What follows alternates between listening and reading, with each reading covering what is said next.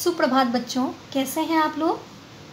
आज हम लोग हिंदी वसंत भाग 1 में पाठ 5 गुणाकर मूले द्वारा रचित निबंध अक्षरों का महत्व पाठ का प्रश्न अभ्यास के अंतर्गत भाषा की बात के प्रश्नों का हल करेंगे।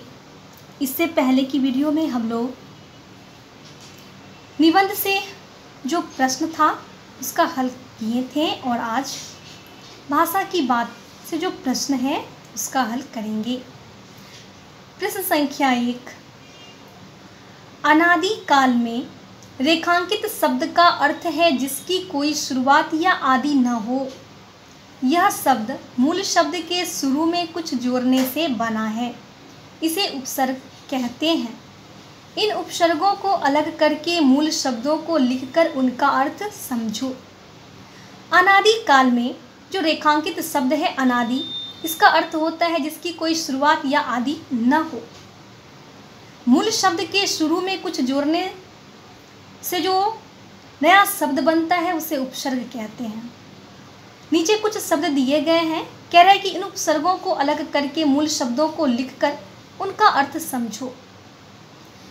उत्तर, सबसे पहले हम लोग यह जाने कि उपसर्ग किसे कहते हैं। उपसर्ग की परिभाषा है वह शब्दांश जो किसी शब्द के पहले जुड़कर उसके अर्थ को प्रभावित करे, उपसर्ग कहलाता है।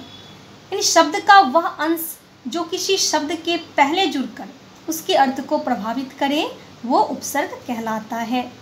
तो एक और, पहले हमने शब्दों को लिखा है, फिर उपसर्ग, उसके बाद मूल शब्द और फिर शब्द का अर्थ। असफल में अ उपसर्ग है, सफल मूल शब्द है जिसका अर्थ होता है सफलता प्राप्त करने वाला। अनुचित में अन उपसर्ग है, उचित मूल शब्द है जिसका अर्थ होता है सही। अपरिचित अ उपसर्ग, परिचित मूल शब्द, अर्थ जाना पहचाना। अदृश्य में अ उपसर्ग है, दृश्य मूल शब्द है, अर्थ है नजारा।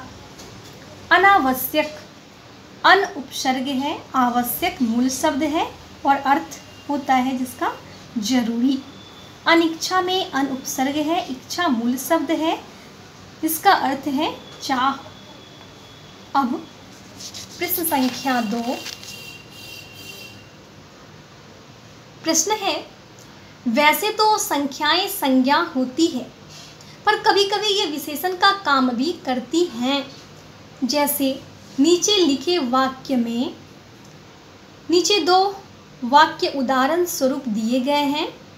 हमारी धरती लगभग 5 अरब साल पुरानी है। कोई 10,000 साल पहले आदमी ने गांव को बसाना शुरू किया। अब प्रश्न किया जा रहा है कि इन वाक्यों में रेखांकित अंश साल संज्ञा के बारे में विशेष जानकारी दे रहे हैं, इसलिए संख्यावाचक विशेषण हैं।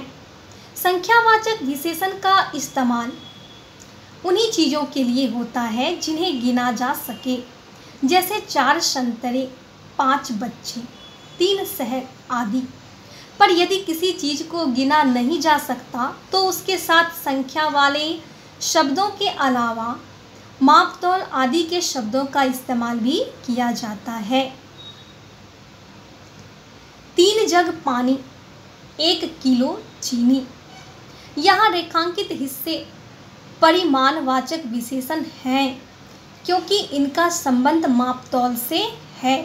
अब आगे लिखे हुए को पढ़ो। खाली स्थानों में बॉक्स में दिए गए मापतौल के उचित शब्द छांटकर लिखो।